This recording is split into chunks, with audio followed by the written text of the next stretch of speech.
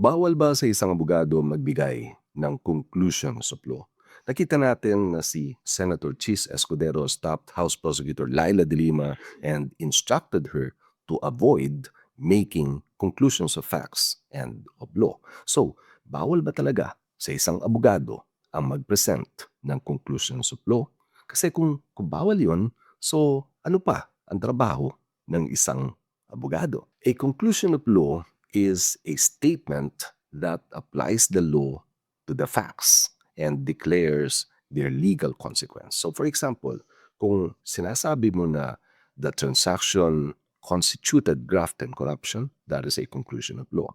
When you say the respondent betrayed public trust, that is a conclusion of law. When you say those acts amount to a culpable violation of the Constitution, that's also a conclusion of law. So, conclusions of law are not simply descriptions of what happened. They are legal theories about what the evidence or the facts mean.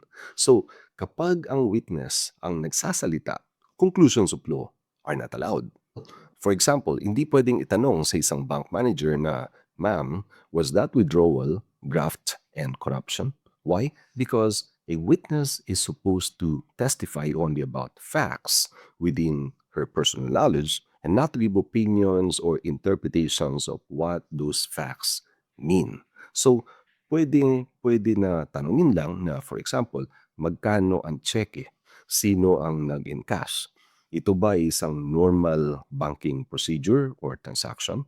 May unusual ba sa transaction? So, the witness supplies the facts or the narrative, and it is the impeachment court that determines their legal effect. Take note, however, Representative De Lima was not appearing as a witness. She was appearing as a House prosecutor, and it is precisely a lawyer's job to draw conclusion from the facts and connecting those facts to the law. Lawyers make conclusions of law when, for example, when they argue motions, when they raise objections, when they make legal submissions, and when they make closing arguments. Even an opening statement may properly tell the court, for example, the evidence will show that these acts constitute betrayal of public trust. That is the prosecution's theory of the case. And mind you, that is not testimony and that is not evidence. In trial practice, an opening statement gives the court a roadmap. Counsel may explain what the expected evidence will establish, but it should not convert the opening statement into a full closing argument before the evidence has been presented. So, was Senator Escudero correct when he ruled that Representative De Lima cannot make conclusions of law? Technically, that is doctrinally incorrect. Why? Because if that is the case, legal advocacy would become impossible. However, there's an important procedural complication that we have to consider. The prosecution's formal opening statement had already been delivered by lead prosecutor Jervil Luistro on July 6, 2026. And Rule 20 of the Senate's impeachment rules provides the case on each side shall be opened by one person, only one person. So, Representative De Lima's July 29 speech may not have been another opening statement kasi tapos na dapat yon. So, it may have been only an expanded offer of evidence before calling former Land Bank manager Violeta Constantino. And in that context, Senator Escudero could properly say, "Counsel, limit your remarks to what the witness is being called to prove. Reserve your full argument for the closing statements for the prosecution." And this is because an offer of testimony is not supposed to be a premature summation of the entire case.